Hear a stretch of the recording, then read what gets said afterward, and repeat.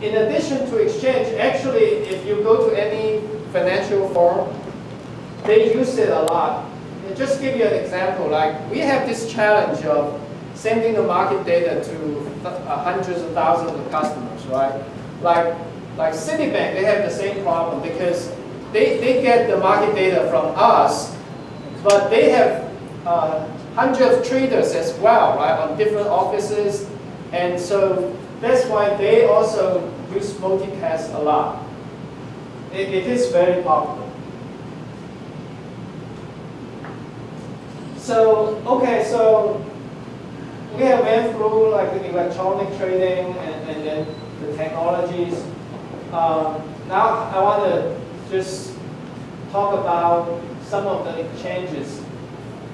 And like I said earlier, a lot of us have heard of like NASDAQ, NYSE, but not necessarily the other ones. Like ICE, you probably never heard of it. You just thought of it as, you know, ice in the glass of water or something, you know. So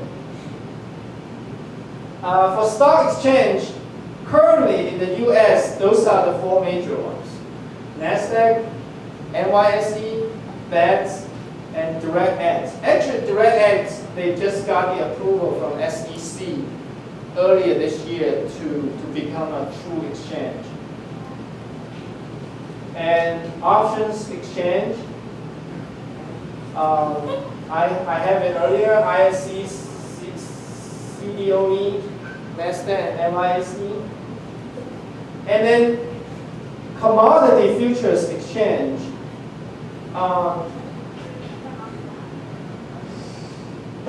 That's the company I work for right now. We have actually intercontinental exchange include multiple exchanges. We have the ICE futures exchange, US, Europe, Canada, and they are kind of different entity, but they are all under us. And the CME group, that's our biggest competitor. And under CME group, there's NYMEX, CME, CBOT, COMEX. NYMEX does a lot of crude oil trading, so we compete with them a lot. And then CME, they do a lot of agricultural kind of trading, such as like corn, pork belly, actually, things like that. And this NYSE Live.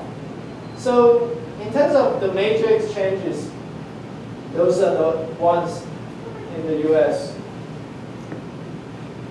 Futures exchange.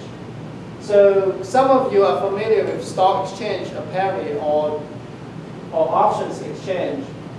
Futures exchange is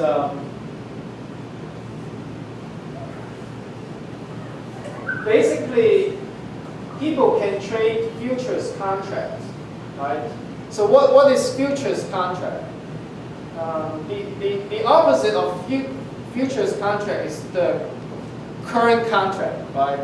For example, just give you an example, like, of course you cannot do it this way. Like, if you want to buy crude oil, right? The current contract is that you go to the market, is that I want 1 barrel of oil now. And then the other guys, okay, I give it to you. You give them the money. A futures exchange is that you go to this guy, you said, I want the crude oil, but I want it like next year on November. So that is a futures contract. So it's a contract that you buy specific quantities of commodity or financial instrument at a specified price at a specified time in the future. Okay. So it's not just physical product like sugar, cotton, crude oil, but also like even like Russell 2000, okay, or the S&P 500. Those indexes, you can do the same thing. You can say, okay, I want to buy S&P index next year, August, and they can do that. Okay, so again, a lot of you heard about the exchange, and you might not heard about the other ones, but just to give you an idea of how big they are and things like that. One thing is the market cap, and you could be surprised. This is based on last week's closing price, but you can see that actually the one with the biggest market cap is CME, and their market cap is $18 billion. Okay, and you heard of NASDAQ a lot, but actually in terms of market cap, they're not that big. They're like $3.6 billion, and NYSE is up there. And ICE, we are a little smaller than CME, but we are okay.